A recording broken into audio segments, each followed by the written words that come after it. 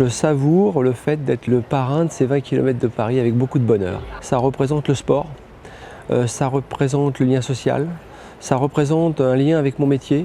Mon métier, la cuisine, c'est plaisir, bien-être et santé. Et le sport, ça doit être plaisir, bien-être et santé.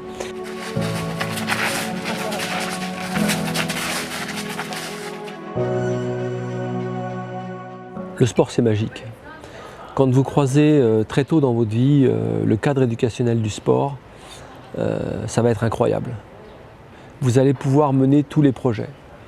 Et quand la vie va être dure, quand la vie frappe fort, vous allez pouvoir vous recalibrer par l'effort physique, par cette capacité à reprendre confiance en vous. Le sport est indissociable de ma vie, le mouvement est indissociable de ma vie. Et le plaisir du sport fait partie de mon premier plaisir du matin, au même titre que mon café.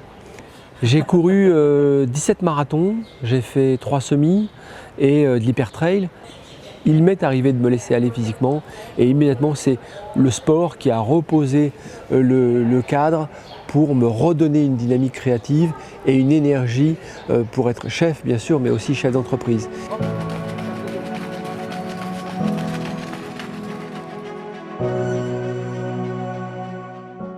Oui, le message il est simple, je leur dis pensez aux libellules.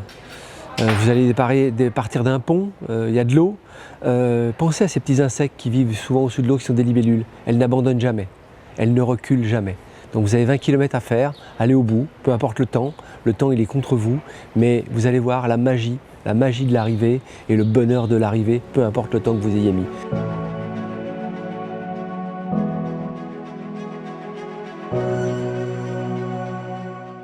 Quand vous êtes amateur de sport, je pense qu'il faut re-rentrer dans un cadre normal de nutrition.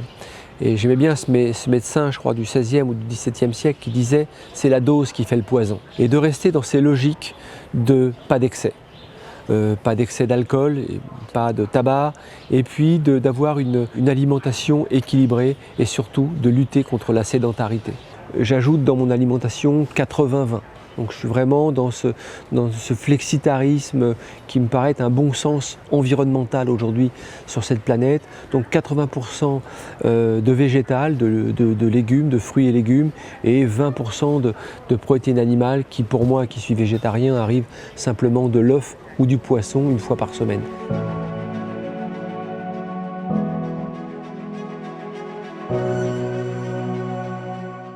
Si la course à pied était une saveur, ce serait plusieurs saveurs. Un aigre doux. Oui, ce serait peut-être pas forcément un plat français, un canard au cassis par exemple, cette espèce de douceur de départ, de dureté un petit peu d'arriver sur un produit carné, puis au final d'avoir une saveur assez douce comme ça. Et cette magie de la douceur de l'arrivée fait naître le désir de la prochaine course, comme un bon plat fait naître le désir du prochain plat. Et je crois que c'est plusieurs saveurs en même temps, la course.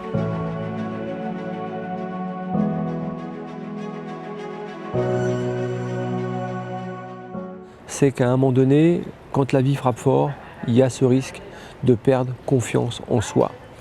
Et le sport permet assez rapidement de se rééquilibrer, se recalibrer, je dirais, corps et esprit.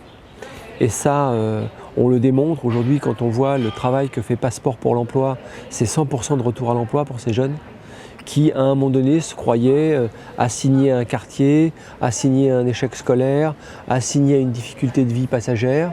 Et le sport, ce cadre éducationnel du sport, eh bien, leur permet de dire « je lâche la main du passé ». Rigueur, l'engagement, la régularité. Rigueur comme un projet, le shitsuke, c'est japonais, je mets en forme mon projet, l'engagement, lâcher la main du passé, la régularité, de le faire pendant 12 semaines de façon constante.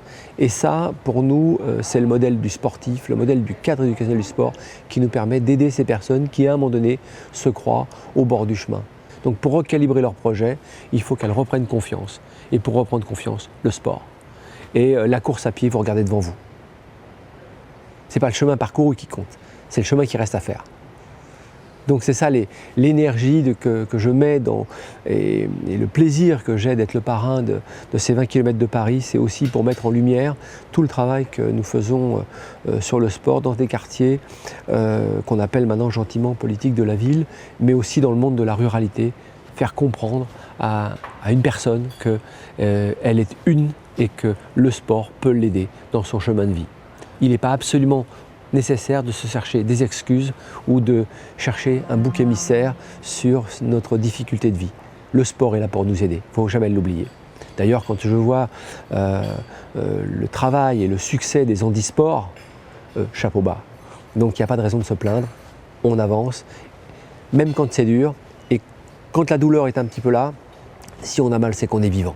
Et si on est vivant, on avance. C'est ça la course.